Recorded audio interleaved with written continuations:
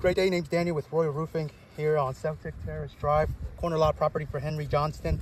I'll be attempting to repair another shingle here at Henry's roof property to see whether this roof is repairable or non-repairable. I'll be using a hammer with my roof snake to nail down the nails safely without over creasing the shingles. And then I'll be using my professional grade nail bar to remove the shingles, a far safer tool to use than the overpitched roof snake. It's thicker, has a bigger angle. I'm better off going with something that truly works in everybody's favor. I'll be chalking my workstation as well. As you can see, there's a wind damaged shingle here with a tear. And I will explain my chalked work area briefly. Okay, the reason that I have such a big work area is because for every damaged shingle that I have to replace, there's I have nails underneath the row below it, up top, above it, and then the second row is holding the damaged shingle from the crown. Shingles get nails during the strike zone and along the side of the crown. Number two, something I'd like to clarify between non-repairability and mechanical damage. If I drop this hammer on this shingle and let it be, that'll be considered mechanical damage, something that was caused by non-storm related things. Now, this roof has a scope of loss for repairs. If in the process of repairing this roof live, it displays further damage that is incurred in the process of repairability, that damage is not the same as what the mechanical that is portrayed in people's policies.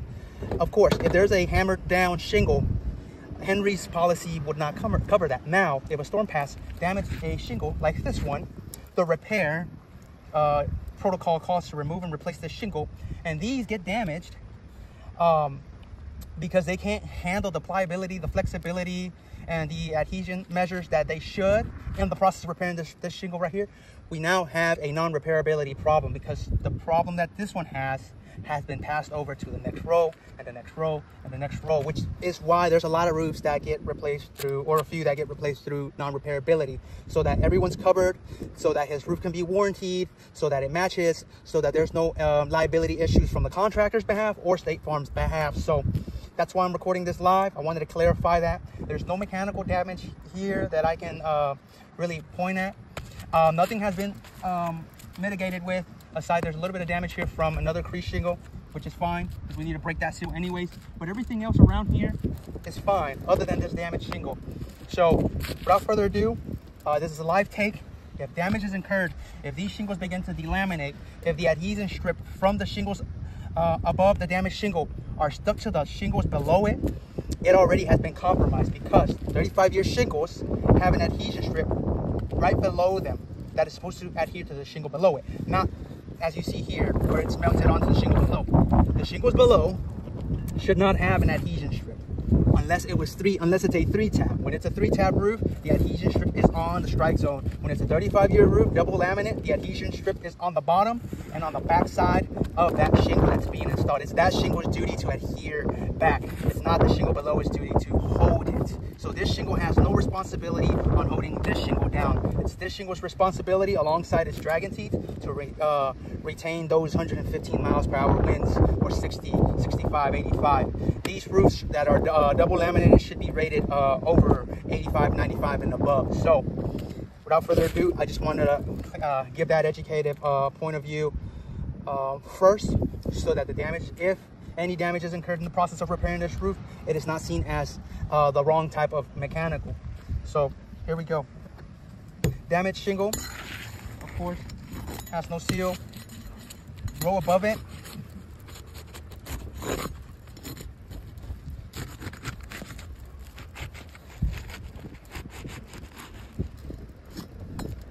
and the row above this one.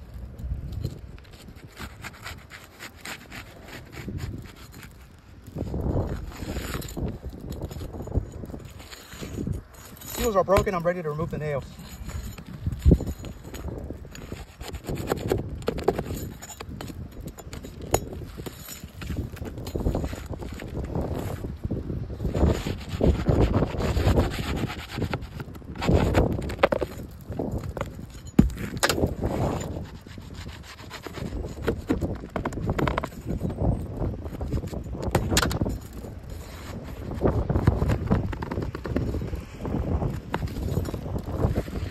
wanted the shingle to come out, it won't, because there's nails holding it on the second upper row.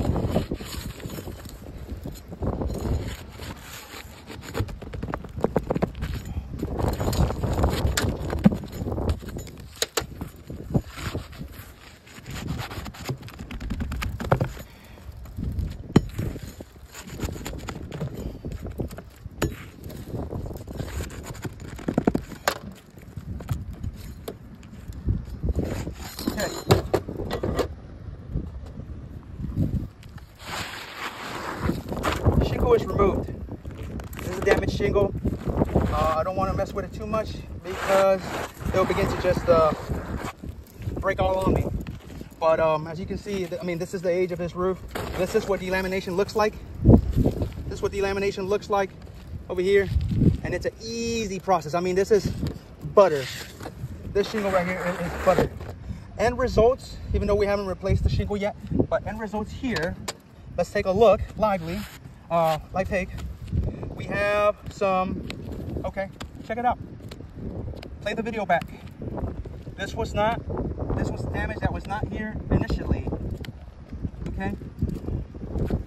I hope the video's getting it, but damage that was not here from the start is now here.